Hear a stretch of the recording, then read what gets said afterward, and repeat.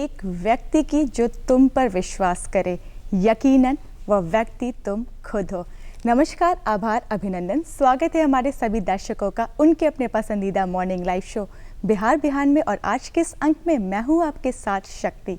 दर्शकों, कहते हैं जिंदगी एक संघर्ष है, लेकिन इसका नज़ारा काफ़ी शानदार होता है, क्योंकि जीवन एक अवसर के समान हमें श्रेष्ठ करने, श्रेष्ठ पाने और श्रेष्ठ बनने का मौका देती है। साथ ही साथ हमें यह भी बताती है कि किस प्रकार हमें अपने लक्ष्य को प्राप्त करना चाहिए। और इसकी शुरुआत खुद पर यकीन और उम्मीद से होती है, क्योंकि ये ना सिर्फ हमारे लक्ष्य को आसान बनाते हैं, बल्कि इन्हें संभव भी कर दिखाते हैं। इसीलिए खुद पर यकीन कीजिए, उम्मीद कीजिए और एक कुशल जीवन को व्यतीत कीजिए। कहते हैं कि सुबह का समय बेहद ही खास होता है, इसीलिए इसकी शुरुआत भी अच्छे विचारों से करनी चाहिए, ताकि हमारे अंदर एक ऊर्जा सी बनी रहे और हमारा पूरा कार्य सफल हो। इसीलिए चलिए आज के दिन और आज के कार्यक्रम की शुरुआत करते हैं बाल गंगाधर तिलक द्वारा कहे अनमोल वचन से, और नजर डालते हैं आज के अनमोल वचन पर।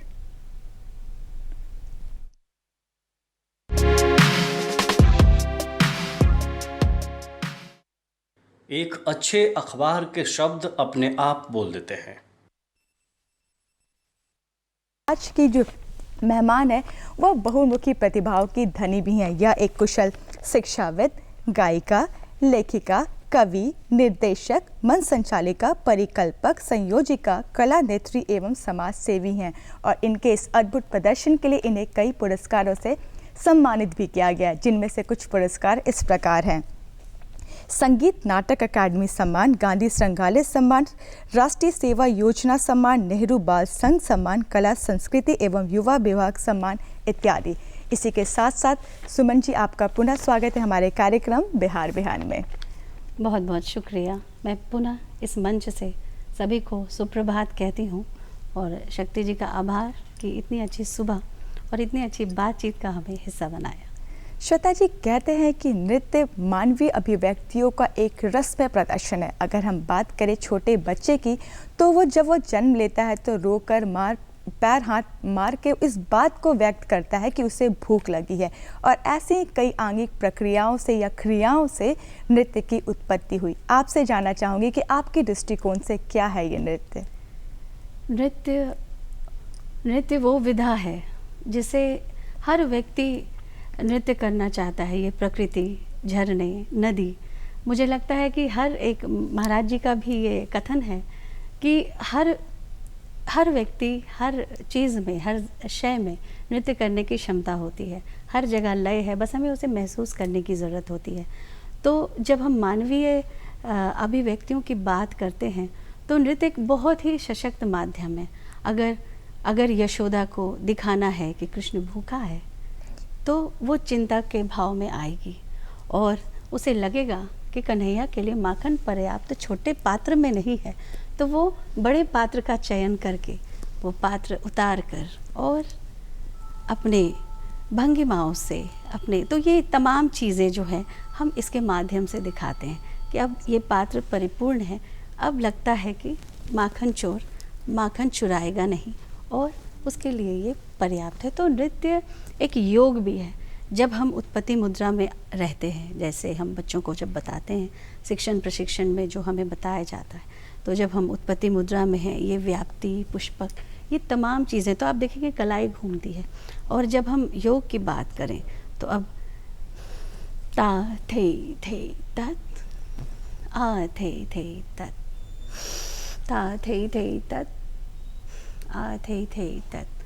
तो ये सांस लेने और छोड़ने की प्रक्रिया है। तो आप जितने भी मुद्राएं, भंगिमाएं करती हैं, वो कहीं ना कहीं नृत्य और योग अपने आप में एक बहुत सुंदर समावेश है, और कहीं ना कहीं हमारे शरीर को स्वस्थ रखने में, हमारे मन को प्रसन्न रखने में एक बहुत बड़ा योगदान देता है।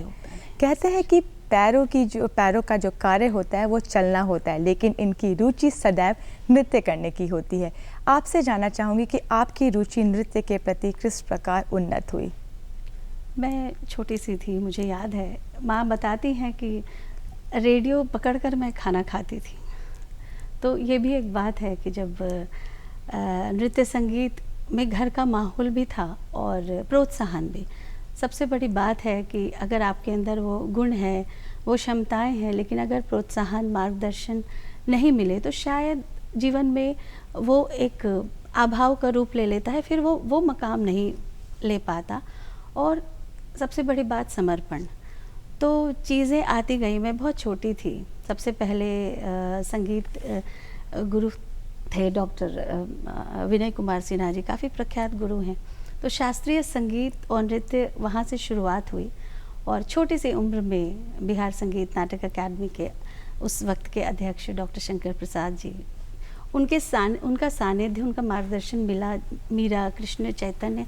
तो ये तमाम चीज़ें बहुत बचपन से मेरे अंदर आ गई और जो नृत्य नाटिकाओं की श्रृंखला थी उसके अंदर का साहित्य, संगीत की बुनावट और एक कसा हुआ अनुशासित और बड़े मंचों पर जाकर उसका प्रदर्शन, बिहार ही नहीं हम अन्य राज्यों में जाते थे, जयपुर दूरदर्शन और सब जगह वो जो एक्सपोज़र था वो मुझे लगता है कि काफ़ी असर कर गया। और धीरे धीरे मैं जुड़ती चली गई, मैं समर्पित होती चली गई।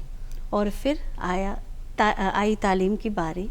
तो शुरुआत में मैंने भरतनाट्यम सीखा, क्योंकि जो संसाधन और रिसोर्सेज जो थे मैं बस सब सीख लेना चाहती थी, अपने अंदर ले लेना चाहती थी।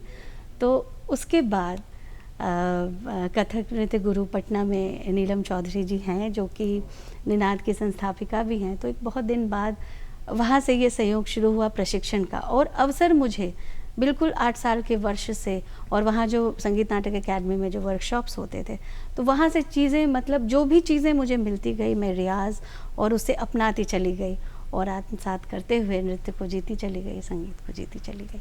बेशक आपकी बातें सुनकर मैं ये ज़रूर कहना चाहूँगी कि आज आप जिस मुकाम पे, उसका सबसे इम्पॉर्टेंट चीज़ जो है वो आपकी ये आदत की हर वक्त कुछ नया सीखने की, जो हर वक्त कुछ नया सीखने की जो आपकी आदत है वो वाकई आपको बहुत आगे तक लेके जाएगी और लेकर गई भी है।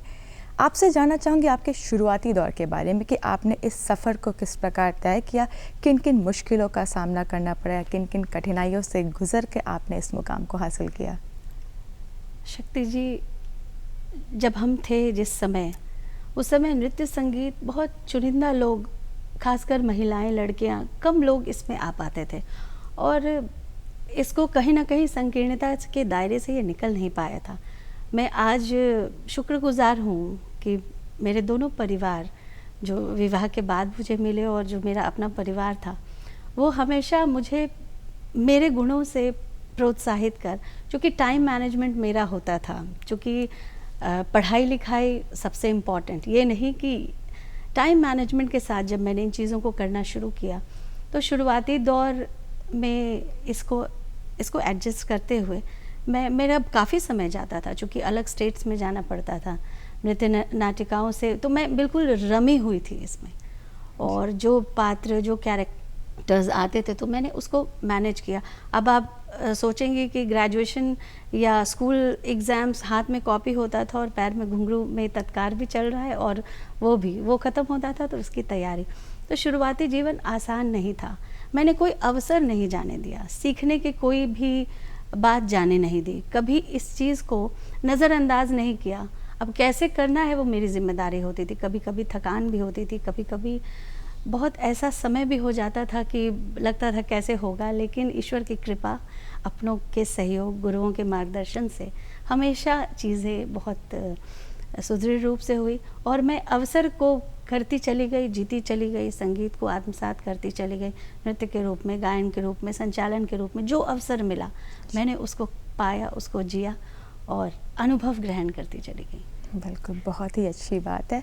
जैसा कि हमने सुना है कि आपने राष्ट्र के कई मंचों पर अपनी प्रस्तुति दी और बिहार के साथ साथ खुद का भी नाम रोशन किया है, उसके बारे में कुछ बताएं। जी, जैसा कि बताया बचपन में कि मीरा नृत्य नाटिका या बचपन से मीरा एक ऐसा पात्र, ऐसी चरित्र है, या कहें आप कि महिला सशक्तिकरण का वो स्वरूप। एक छोटी सी बच्ची, मैं 7-8 साल की होंगी, तो जब उस उम्र में मीरा जैसी महान व्यक्ति के व्यक्तित्व का, छोटी मीरा और फिर बड़ी मीरा के रूप में सब सीखते जाना, देखते जाना, तो वो अपने आप में साहित्य संगीत का एक अलग सी ट्रेनिंग थी। हर रिहर्सल, हर प्रस्तुति अपने आप में बहुत खास था। हम लोग इलाहाबाद गए संगीत नाटक अकादमी के मंच से, फिर हम लोग मीरा महोत्सव चित्तौड़गढ़ जी, जी। किया, वो किया। बिल्कुल। फिर अभी अभी जो गंगा नृत्य नाटिका मैंने बनाया उसको सितारा देवी के मंच से प्रसारित किया गया। बिल्कुल, कुछ भाव भंगिमाओं को देखने का मन ज़रूर करेगा, तो आपसे चाहूँगी कि उसकी कुछ भाव भंगिमा हमारे दर्शकों के सामने प्रस्तुत करें। ज़रूर। जैसा कि हम जानते हैं कथक में जी, 3 ताल वो आकाश है जिसमें हम समय को बांधते हैं। ताय थै थे तत, आ थै थे तत, ता थै थे तत, आ थै थे तत। ये जो अनुशासित बोल मुद्राएं हैं और ये 3 लय में है, जैसे विलंबित, मध्य और द्रुत लय में हम इसे करते हैं। अब श्रृंगार का मुद्रा है अगर, तो वात्सल्य दिखाना है। श्रृंगार हम जब दिखाते हैं कि तो वो नायिकाएं जो है श्रृंगार दिखाती हैं।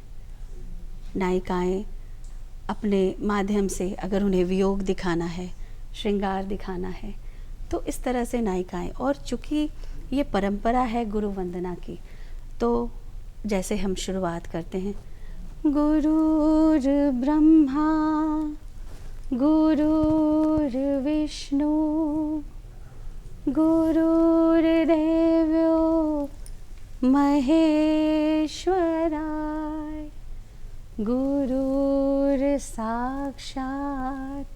परं ब्रह्मा तस्मै श्री गुरुवे नमः। तो ये एक परंपरा है। या देवी सर्वभूतेषु मातृरूपेण संस्थिता नमस्तस्यै नमस्तस्यै नमस्तस्यै नमो नमः। वक्रतुंड महाकाय सूर्यकोटि समप्रभा निर्विघ्नं कुरु मे देव सर्वकार्येषु सर्वदा। अब वंदना जो हमारी परंपरा है, विघ्नहर्ता गणेश और गुरु, जो गुरु शिष्य परंपरा है, तो घरानों से शास्त्रीय संगीत का संरक्षण हुआ है। और जयपुर घराना के हम कर ले बात, बनारस है, लखनऊ है, तो इसने कथक को भारत में ही नहीं पूरे विश्व में स्थापित किया है।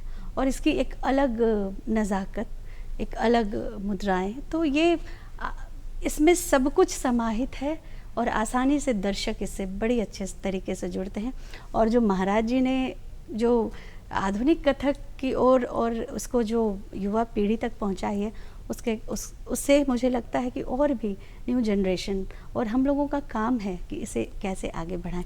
तो हम दूसरे इसकी तरफ आते हैं, जैसे नायिका ने श्रृंगार, और फिर थाट है। थाट आपको दर्शकों से जोड़ता है, जैसे तत्तथे तत्तधा तत्तथे तत्तधा। अब आप मंच पर स्थापित हो चुके हैं और आप दर्शक से 1 to 1 होने को तैयार हैं। फिर आपका आगाज़ होता है आमद। आमद भी एक बहुत ही सुंदर प्रक्रिया है। ता थई ततथई आ थई ततथई थई तथई तथई थई थई तत्तता तत्तता तत्तता थई तथई तथई थई थई तत्तता तत्तता तत्तता थई तथई तथई थई थई तत्तता तत्तता तत्तता। तो अब आप बिल्कुल पूरी फुर्ती से आपने दर्शकों को अपने साथ जोड़ लिया है, क्योंकि अब दर्शक सब कुछ देखना चाहते हैं। मतलब नृत्य का जो पूरा अंग प्रत्यंग, तो आप देख रहे होंगे कि एक एक फुटवर्क, पैर, कलाई, एक्सप्रेशन, चेहरा, ग्रेसफुलनेस, खड़े होने का अंदाज़, वो सब कुछ नृत्य के माध्यम से हम बता पाते हैं। और जो भी हमारा थीम है, अब जैसे हम कृष्ण की बात ना करें तो शायद ये अधूरा रह जाए। और जैसे प्रमलु है, इसमें प्रमलु प्रकृति की बात करता है, थरकी थरकी झनक झनक तकधा, तो ये सारी चीज़ें चलती है। अब अगर हम बात करें कि एक छोटा सा पहाड़ी में दादरा है, इसकी रचना मैंने ही की है, कोशिश की है, गुस्ताखी की है। तो देखो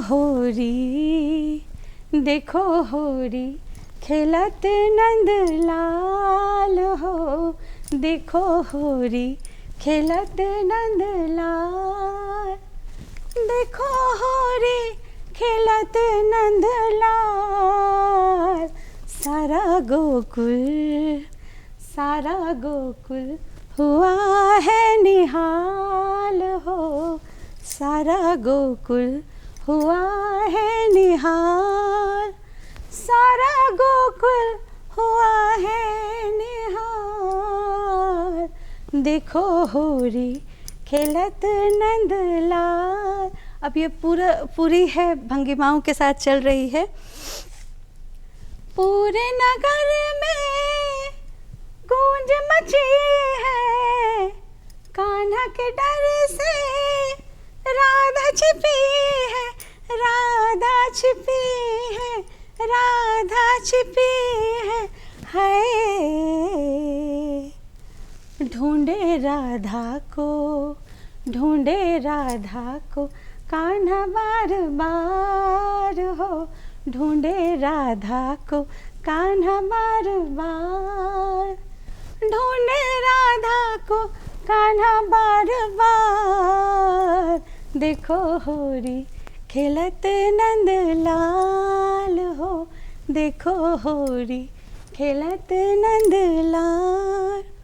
तो इस तरह से राधा कृष्ण की जो अटखेलियाँ हैं और कैसे वो छुपती हैं, कैसे राधा से मिलने का स्वांग रचाकर कृष्ण नारी का रूप लेते हैं और उनके सखियों के बीच घुस के और कैसे उसे अपने साथ समाहित करते और होली खेलने के लिए उसे मना भी लेते हैं और फिर होली का आनंद भी लेते हैं। तो ये तमाम चीज़ें हम लोग कोशिश करते हैं कि नृत्य के माध्यम से ये चीज़ें दिखाएं। और इसमें एक कवित्व भी होता है, जैसे डिमिक डिमिक डिम मृदंग बाजे, शीश गंग अर्धंग बिराजे, उमा रमा हर सुर सब साजे, कर त्रिशूल डमरू लिए नाचे, शिव छम छम छम तिगदा दिग दिग थई, तिगदा दिग दिग थई, तिगदा दिग दिग थई, शिव छम छम छम तिगदा दिग दिग थई, तिगदा दिग दिग थई, तिगदा दिग दिग थई, शिव छम छम छम तिगदा दिग दिग थई, तिगदा दिग दिग थई, तिगदा दिग दिग थई।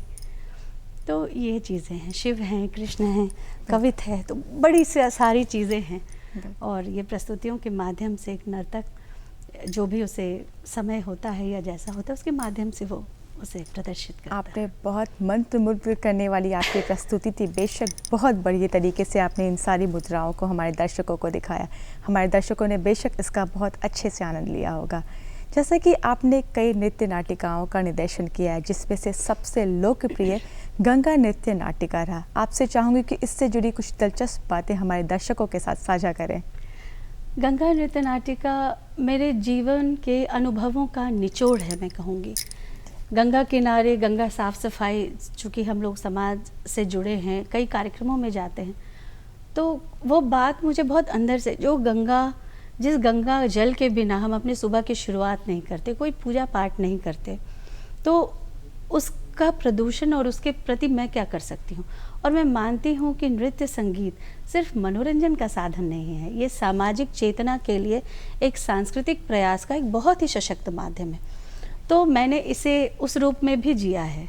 अपने सारे प्रयोगों को ये भी कोशिश करती हूँ कि नृत्य की शास्त्रीयता, संगीत की शास्त्रीयता, उसकी आत्मा के साथ अगर हम कुछ मैसेज, कुछ संदेश दे सकें, जिससे कि हम दर्शकों को जागरूक कर सकें और समाज को जागरूक कर सकें, तो इसका एक बहुत बड़ा योगदान होगा।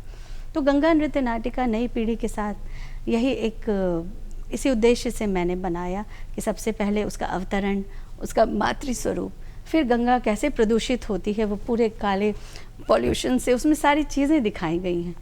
और फिर पॉल्यूशन के बाद गंगा जब अवतरण के बाद जैसे मातृस्वरूप है, मैं नदी नहीं केवल बहती, जन के दुख को भी सहती, मैं पाप राशि को धो देती, धन धान्य धरा में बो देती, मैं जननी हूँ तेरी मानव, तेरे जीवन है तू है सब, मैं जननी हूँ तेरी मानव, तेरे जीवन है तू है सब, मैं नदी नहीं केवल बहती, जन के दुख को भी सहती, जन के दुख को भी सहती, जन के दुख को भी सहती।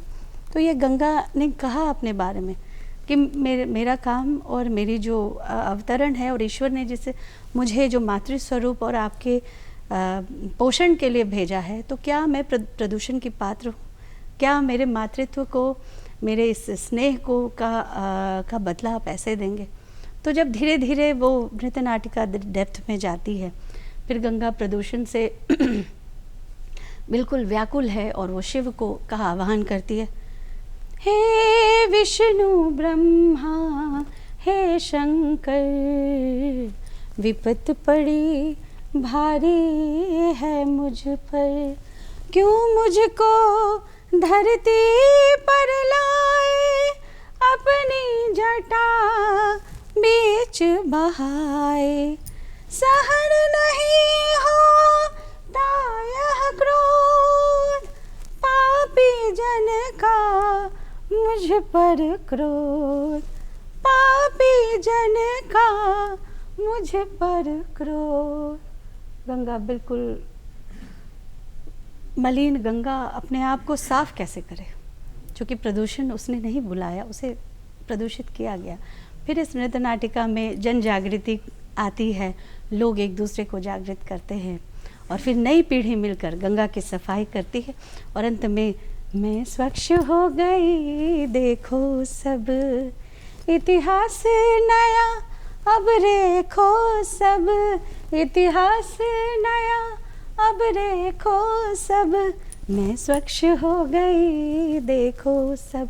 अब हर्षित गंगा, स्वच्छ गंगा अपने आप को, तो ये परिकल्पना जो है ना, मैंने शुरुआत की कई राइटर्स, और मैं इसके लिए सिर्फ एक ये सोच तब तक अच्छी नहीं होती जब मुझे लेखक के रूप में वहाँ डॉक्टर कविंद्र मिश्रा जी हैं, उन्होंने इसे लिखा, गोपाल कृष्ण मिश्र और सिल्टू सिन्हा जी हैं जो काफ़ी मंझे हुए संगीतकार हैं, उन्होंने इसमें संगीत दिया।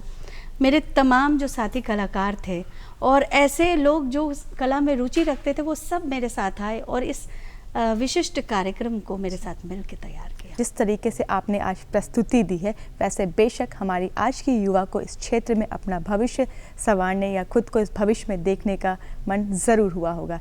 ऐसे में आपसे जानना चाहूँगी कि इस क्षेत्र से जुड़ी कुछ स्कोप के बारे में हमारे दर्शकों, हमारी आज की युवा को बताकर उनका मार्गदर्शन करें। ज़रूर, ये बहुत ही अच्छा सवाल आपने किया कि संगीत और नृत्य, शास्त्रीय जो संगीत परंपरा है, वो जब तक नई पीढ़ी से आत्मसात नहीं करेगी, सीखेगी नहीं, तो फिर वो आगे जाने के सभी रास्ते बंद हो जाएंगे। और सबसे ज़रूरत है इसका पोषण, ये हमारे संस्कृति का प्रतीक है। जब हम नृत्य संगीत से जुड़ते हैं तो हमारा साहित्य, हमारे श्लोक, वो तमाम चीज़ें हमसे जुड़ती हैं। और इन तमाम चीज़ों का जब हम शब्दों में प्रयोग करते हैं, प्रोनाउंस करते हैं, तो वो सब, क्योंकि ये करने से पहले आपको वो सीखना, याद करना पड़ता है, तो वो अपने आप एक आपका ओवरऑल डेवलपमेंट हो रहा होता है उस दौरान। साहित्य, संगीत, निर्देशन तमाम चीज़ों से जुड़ते हैं। Team work, your body, your gestures, everything वो करता है। तो अब बात है नई पीढ़ी की। नई पीढ़ी, नो डाउट उनके अंदर बहुत टैलेंट है, बहुत अच्छा कर रहे हैं वो, बस ज़रूरत है कि बहुत जल्दी ख्याति से पाने की लालसा से ज़्यादा ज़रूरी है कि हम पहले अपनी ज़मीन तैयार करें। आज के डेट में जो भी लोगों ने कुछ अलग किया है, वो कहीं ना कहीं ज़मीन से बड़े मजबूत हैं। उन्होंने अपना बेस, उसको अच्छे से सीखा है, तभी उन्होंने अपने डिज़ाइन से अपने क्योंकि वो अनुभव ज़रूरी है। जब तक आप वो बेस नहीं लेंगे, वो चीज़ें नहीं लेंगे, कहाँ क्या करना है, क्या चेंजेस करना है, तब तक शायद आप उन चीज़ों को डिज़ाइन नहीं कर पाएंगे। कभी कभी मनोरंजन के लिए कॉपी पेस्ट अच्छा है, लेकिन जब आप अपनी चीज़ों को, अपने प्रयोगों से संगीत को जीते हैं और अपनी जानकारी से उसमें कुछ नया देते हैं, तो दर्शक उसे पसंद करते हैं। और एक कलाकार स्वाभिमान के साथ उसका पोषण करता है, उसे सीखता है, प्रशिक्षण देता है और फिर उसे आगे ले जाता है। तो ये ज़रूरी है, दायित्व है सीखने सिखाने वालों का कि इसे ज़्यादा से ज़्यादा लोगों तक पहुंचाए। नई पीढ़ी का, माता पिता का, जो ये निर्णय लें कि बच्चों को क्या सही है और कैसे प्लेटफॉर्म्स पर कैसे उन्हें ग्रेसफुली बड़ा किया जाए और क्यों। जैसे पूजा पाठ ज़रूरी है, पेड़ पौधों का हम संरक्षण कर रहे हैं, वैसे ही संगीत का संरक्षण कितना ज़रूरी है। तो ये आज की पीढ़ी के लिए ये एक संदेश है और मेरी ओर से एक आग्रह भी है कि आप जाग जाइए। हम हर क्षेत्र में जाग रहे हैं और बिहार के पास कई संभावनाएं हैं, बस जाग जाइए और इसे आगे ले एक जाइए। कोशिश के साथ आगे बढ़ते रहिए। जैसा कि हमने सुना है कि नृत्य संगीत के साथ साथ आप शब्दों के ज़रिए भी अपने भावों को, अपने विचारों को लोगों तक पहुंचाती हैं। ऐसे में चाहूँगी आपसे कि आपकी कोई स्वरचित कविता आप हमारे दर्शकों के साथ साझा करें। ज़रूर। लिखने की जहाँ तक बात है, जब बहुत हृदय के अंदर कोई बात, कोई ऐसी चीज़ या लगता है कि इसकी अभिव्यक्ति मुझे करनी चाहिए, तो मैं करती हूँ, कोशिश करती हूँ। अब जैसे एक पेड़ पर्यावरण गीत मैंने लिखा। वृक्ष लगाओ, जल बचाओ, पर्यावरण को स्वच्छ बनाओ। हे मानव समझोगे कब, सृष्टि नहीं बचेगी तब।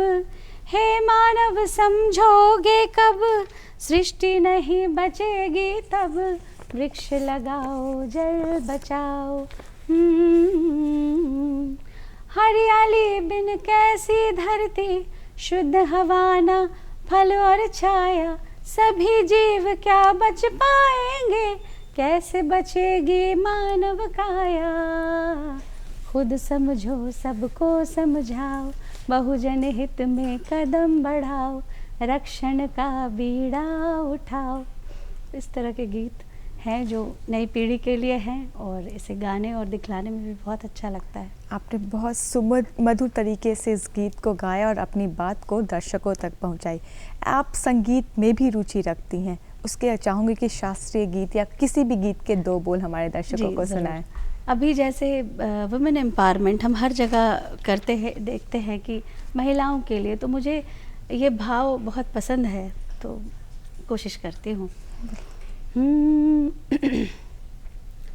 मैं भी जीना चाहती हूँ, पढ़ना लिखना चाहती हूँ।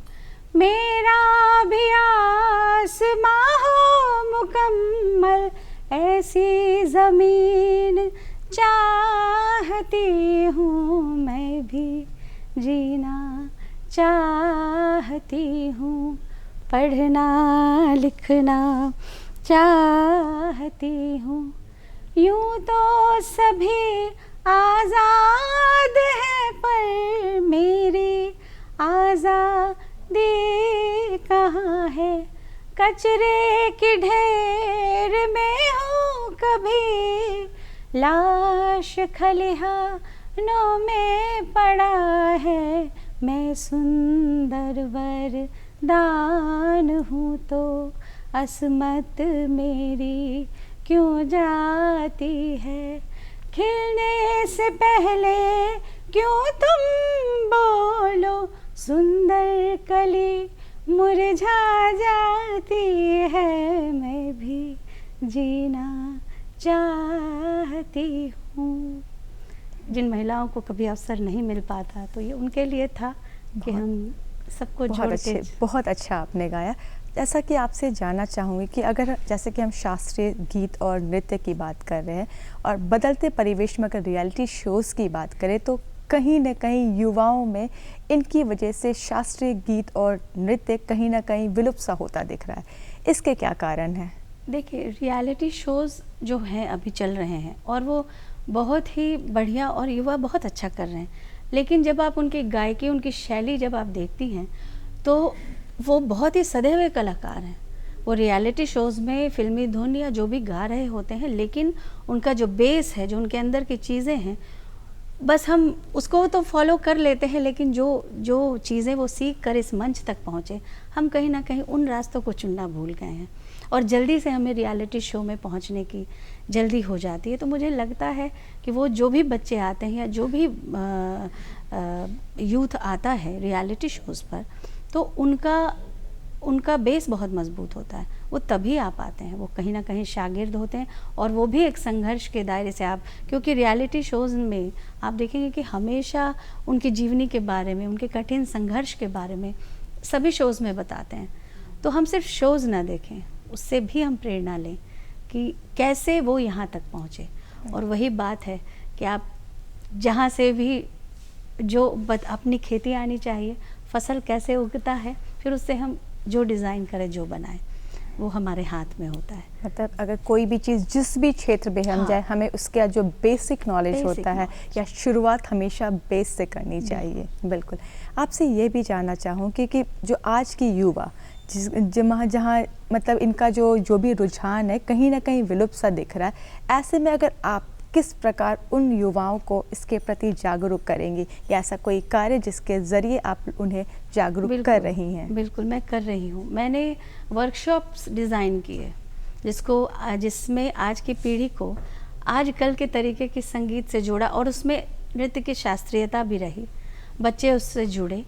जैसे लोक संगीत भी बड़ा लुभावन है, तो मैं आऊँगी उस पर भी, क्योंकि उस पर भी मैं काम करती हूँ। तो नृत्य से जुड़ी सभी विधाओं पर काम करती हूँ और लगता है कि नई पीढ़ी या जिसके अंदर जो बात है वो बात निखर कर आ जाए, तो ये ज़रूरी है। ये मैंने डिज़ाइन किया है क्योंकि स्किल डेवलपमेंट, उस स्किल की सबसे पहले जानकारी अगर नृत्य है या संगीत है, और उसके डेप्थ में जाना, उसके भाव भंगिमाओं को समझना और वो कितना दूर तक हमें ले जा सकता है। इसके लिए हमें एक जागरूकता अभियान चलाने की ज़रूरत है। जैसा मैंने पहले भी कहा कि हम पेड़ पौधे संरक्षित कर रहे हैं, अब कला संस्कृति संरक्षित करने की बारी है।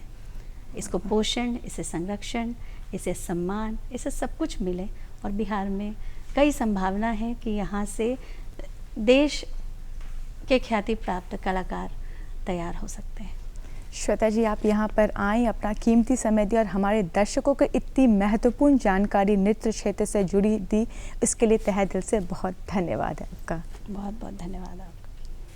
तो दर्शकों, ये थी हमारी आज की अति विशेष अतिथि कथक नृत्यांगना श्वेता सुमन जी, जिन्होंने हमें इस बात से रूबरू करवाया कि शास्त्रीय संगीत और नृत्य हमारे लिए कितना महत्वपूर्ण है और हमें इसकी किस तरीके से इसका संरक्षण करना चाहिए। अब वक्त हो चला है आपको बताने का कि आपको हमारा आज का प्रोग्राम कैसा लगा, जिसके लिए ज़रूरी आपको हमारा पता नोट करना। और हमारा पता है निदेशक डीडी बिहार दूरदर्शन केंद्र पटना, फ्रेजर रोड पटना 800001, और हमारा ईमेल है director ddkpatna@gmail.com।